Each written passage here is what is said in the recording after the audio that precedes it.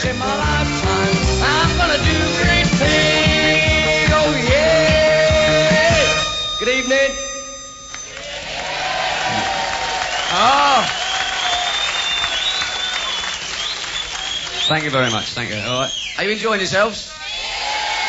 All right. What are you doing? Now, I hope you're going to have a laugh tonight, because an audience can make or break a comedian, you know. I've seen it happen. I was working with a fella once, and he was so bad the audience was still booing him while I was on. Excuse that, isn't it? Well, he kept telling Irish jokes, you see, and that's the thing that happens nowadays. People come out and tell Irish jokes. I mean, it's a cheap way to get a laugh, isn't it? Yeah, it's a cheap way to get a laugh. Yeah, it is, isn't it? I never do them. Go on, tell one. No, I'm not. The last time I told an Irish joke, some Irish fella came at me with a razor. Yeah, thank heavens it wasn't plugged in, but you never know.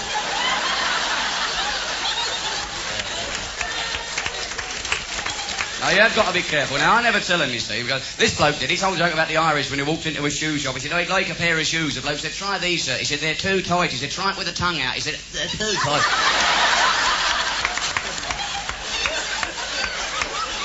And the one about the Irish when he had a boil on his backside and stuck the plaster on the mirror.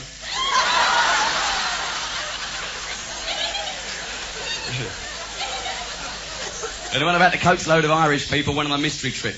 And they had a 50 pence bet each to guess where they were going. And the driver won 27 quid. No, don't clap, no. Because I'm just explaining what the other comedian did. I never tell them myself, you know. I don't tell. He even told the one about the Irish secretary who walked into her boss. She said, can I use your dictaphone? He said, no, use your... I'm not telling that, no, it's a bit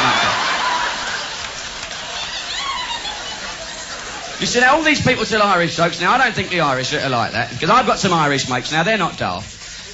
Mind you, my Irish mates, they do some daft things, I tell you. Oh, I was in a pub once laughing at the three of them complaining about the chewing gum machine on the wall in the toilet.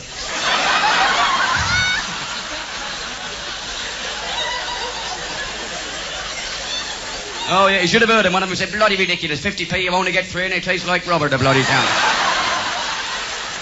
Oh, they all go in this pub, you know, right Irish pub. They was in there having a drink once and his mate came in, Paddy. He said, I'd like a pint of bitter. The bloke said, whip ready? He said, yes, please, 2 slices. So 2 of them. Oh, lovely audience, eh? All right. No, I mean, I've seen them do some daft things. I'm watching the 2 of them in the pub, the 2 Irish fellas in the pub, having a game of snooker for half an hour without getting a red ball in. So I went up and lifted the wooden triangle off, I think. I tell you, it was the funniest game of snooker I've ever seen, because the Irish fella's gone in the toilet. Now, as he's come out, he said, Michael, it's your shot here. Come on now, don't hold the game off. Now, he said, right, I'll be right there. So he's come right out the toilet in a rush.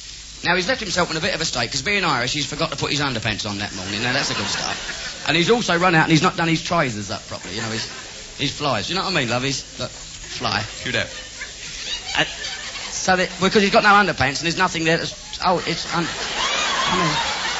it's unharnessed, you know what I mean? It's there, and it's flapping around and he's, you know. Well, you can imagine what happens. As he's leant over the snooker table, he's bent right over, his head's nearly touching the felt like that, see? And his leg's gone up behind him like that, see? Because his ball's about 4 foot in front of him, see, like that. Well, it's his shot, you see, as he's gone like that.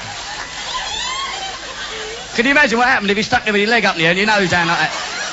God, dear.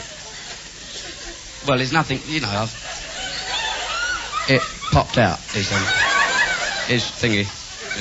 Willie. Is that all right, the word Willie? You think it's all right, lad? Yeah. Yeah. He's like, and he was a big lad. Honestly, girls, you couldn't have missed this one. It was a cracker. What a bruiser. It landed on the snooker table like that. Oh, God, I've never seen anything like... Honestly, if this had brains, it would have ruled the world. I'm not kidding you. I don't know how to explain it, mate. Honestly, I've never seen a thing like it. How can you explain it? Can you imagine Yul Brynner in a roll next to it? No, never mind. It's on the table. That's what I'm trying to say. And can you imagine the embarrassment of the poor Irish fella? He said, Michael, can you help me out? Which way did you come in, Pat? I said, no, you fool. Look at this. He said, oh, I can see that. Yeah, there's a big snake on the table. His mate said, but keep still, Pat. And I'll hit it with my cue. He said, thank you, you're a good friend. And his mate got the cue and went, wallop! He said, oh, Jesus, hit the bloody thing again, it just bit me. Bad luck, you see, that. That's what I mean, that's typical of the Irish, just have bad luck. Not daft, just unlucky. I know a lot of Irish people, very unlucky. My mate from Ireland's had some terrible luck, you know. Put some odour eaters in his shoes once and they ate him. And he went in the pub, picked up a pint of Strongbow cider and 3 arrows hit him in the chest, you know. The Irish are an unlucky race. I mean, it stands to reason. Who else can go out fly fishing and come back with a 17-pound blue bottle? Hey? Or go to the motor show and spend 3 hours walking around the car park.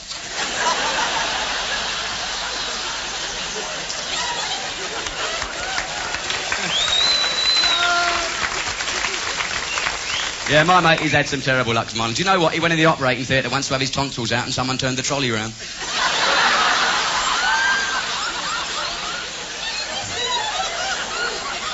Did you get that one, love? Went in the operating theatre to have his tonsils out. Did you get it? Went in the operating theatre because they're 2 lumps in your throat, aren't they, tonsils, you see? You don't get it, do you? They cut his knackers off, love. Fair enough. And the doctor's got him in a spoon like that, you see. Big spoon, non-stick. And he's walking along with these 2 things. Tonsils. No. What's your name, love? You didn't mind. What's your name, missus? Betty. Oh. Betty. Betty, I've been sitting in a bath. I've got a bit of soap stuck up my bum. And Betty said, well, that's life, boy.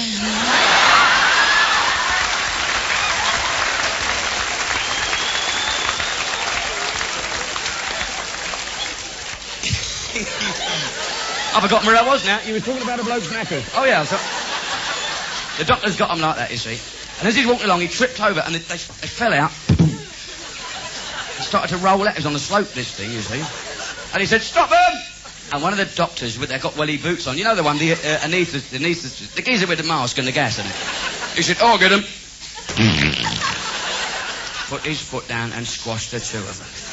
He said, oh, blimey, look at that, I've squashed them. Squashed them? You've knackered them, mate, believe me. He said, what's the matter with you, nurse? Look what you've done to that man's vitals. He said, no, don't worry, look, find something round, we'll sew him up. Put something round it, he won't know. He said, that's a good idea. What about 2 ball bearings? He said, ball bearings? He said, well, they're round. He said, but look at the bloody weight of them. Just imagine him walking down the road and them dragging on the floor behind him. That is a filthy. What about 2 ping-pong balls? You an old great ping-pong balls, him sitting in the bath and them floating on the surface.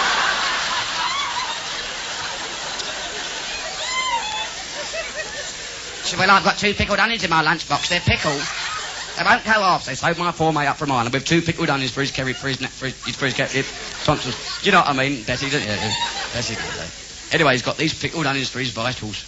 He's got to the doctor. He said, Doctor, I'm having some terrible trouble with my sex life ever since I've had my tonsils out. Doctor said, what's the matter, me old mate? He said, you know what it's like when you're walking down the road and you see a beautiful woman walking towards you. And she's like that. Ooh. And she's got the split up the side of the skirt, and she's got the stockings on with the holes in it look like sprout bags. And she's wearing them things that hold them up, you know, them stirrups. So when you see that, Doctor, doesn't that make you feel a bit randy? Doctor said, Christ, I'm feeling randy just bleeding thinking about it, mate. He said, well, it don't happen to me, but you should see the bloody thing when I have a cheese sandwich.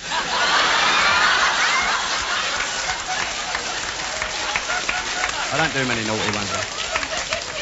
My mate just went over to Northern Ireland for a job. He got a good job over there. He's a rear gunner on a milk float. It's great, isn't it, Northern Ireland? You want to see all them lesbians fighting over the rubber bullets. It's great, I don't know.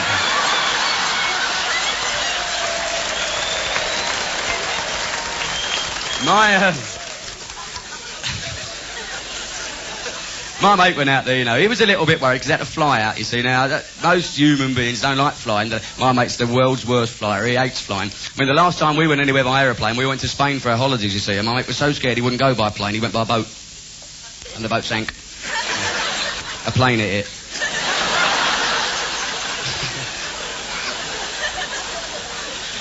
I always remember he sat there in the airport and the announcer came on. Bing bong. Good morning. This is Air France speaking.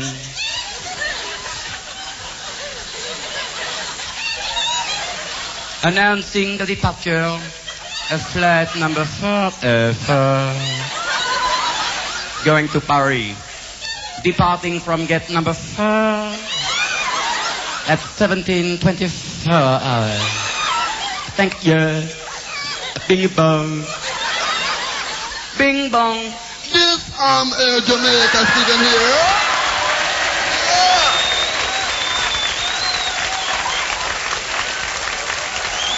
Whoa. Hang about, don't get excited. Let's have a look around. Have we got any in? Cool.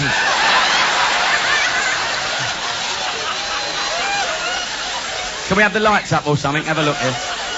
You can't see them in them dark corners, no.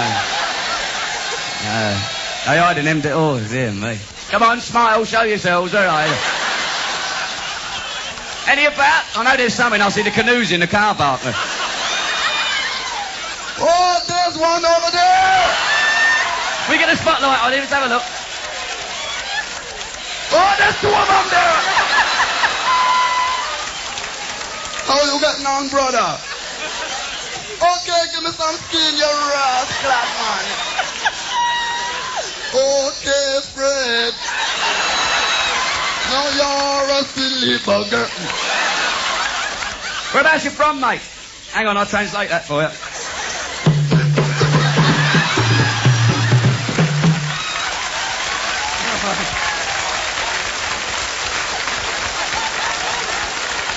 Yeah, go on, you lot have a laugh. I'll get a blow dart in my house now. That'll be great.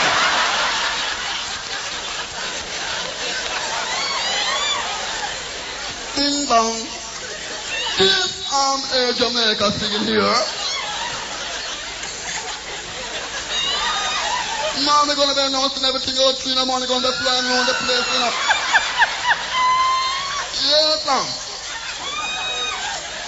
We're announcing the departure of flight number 703. Going all the way to Barbados via Southall.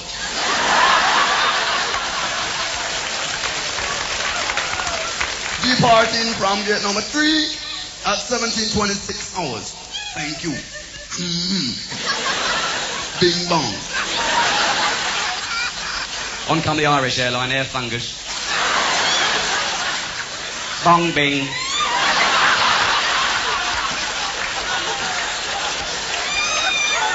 Now hear this. This is not a drill. It's a paddy with a microphone. Where drills go, Black and Decker.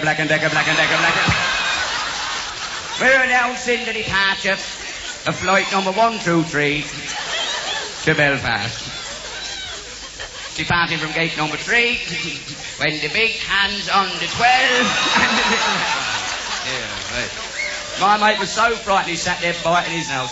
But the fella walked up and sat down next to him. You know them couches in the airport there, and sat down there. He said, "Excuse me, mate, you don't mind if I sit down next to you?" He said, "I don't like flying. I'll get very nervous. In fact, I've been upset already." He said, "I've been up and had a few pints and it hasn't helped my situation at all." He said, "In fact," he said, "I'll get very..." He said, "It's just one of them." He said, "Every time I think about them..." He said, my mate went, "Oh, leave off now." He said, he wasn't being rude. Betty, he wasn't doing none of them. He wasn't doing any apple tarts. No naughties from the bottom. What he was doing, he was sitting on one of them leather couches. They're the world's worst, aren't they? Most embarrassing things in the world, aren't they? Walk into a big posh hotel and they're all there at the bar there. "Good morning, Charles, how are you?" You ever sit down on a leather couch, you move your leg or your arm or your back and he goes... They'll get, "God, was that you, Charles? Have you done a poo-poo?" Oh, and it's obvious it's you because you go all red and they look round, "You disgusting, commonplace person." You say, "Well, there's a..." And it's funny, you always do it again just to prove it's the chair, isn't it? You say, "Listen to this chair." You do, and then when you convince them, you can slip one in yourself, then, can't you?